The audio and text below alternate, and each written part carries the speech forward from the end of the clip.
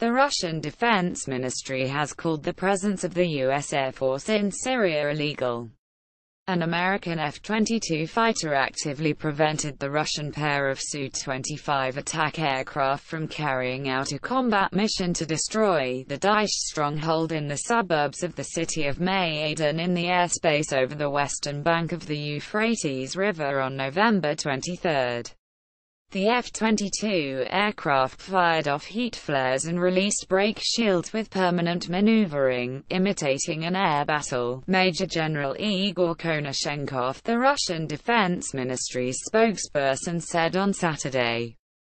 The Defense Ministry has commented on the U.S. claims regarding Syria's airspace, explaining that the majority of near misses between U.S. and Russian planes in Syria and in the area of the Euphrates were connected with Washington's attempts to hinder Daesh's defeat.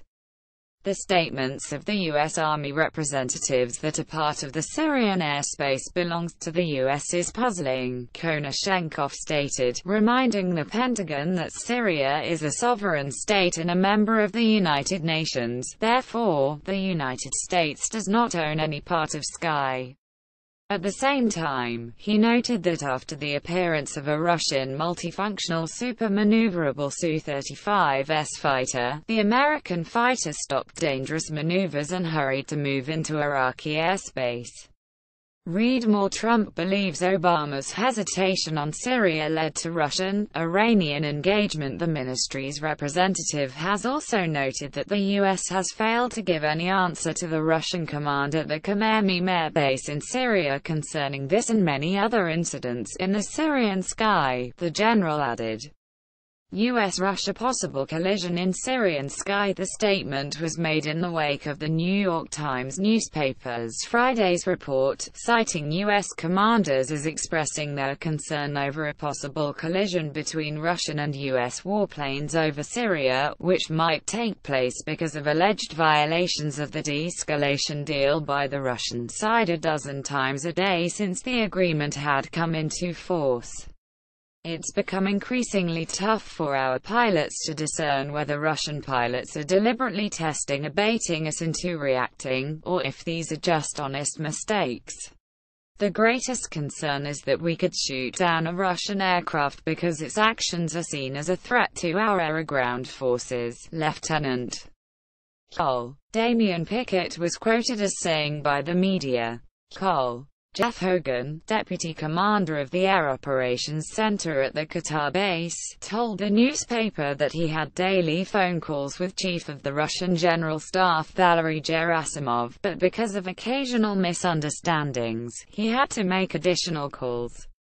According to the newspaper, the military explained Moscow's actions by the desire to entrench the positions of the Syrian army and cement its territorial acquisitions ahead of the peace talks aimed at ending the 7-year war.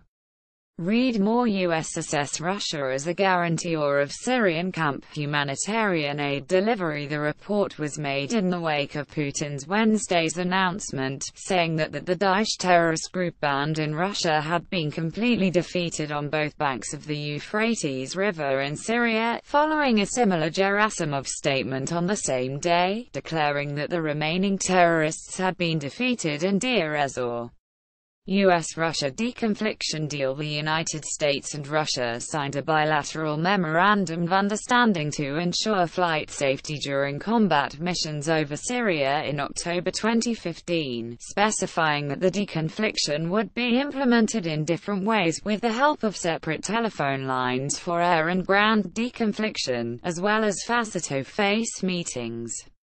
Read more. Syria deal could be announced after Trump-Putin meeting Friday in November 2017. The Russian Defense Ministry said that the planes of the Uzald coalition were trying to impede the Russian Aerospace Forces operations in Syria's al-Bukamal. However, the disagreements were later resolved and the sides agreed to fly on opposite sides of a 45-mile stretch of the Euphrates River to avoid collisions. The Uzald coalition of more than 70 members has been conducting airstrikes, ground-based and rocket-propelled artillery fire against Daesh in Syria and Iraq since 2014.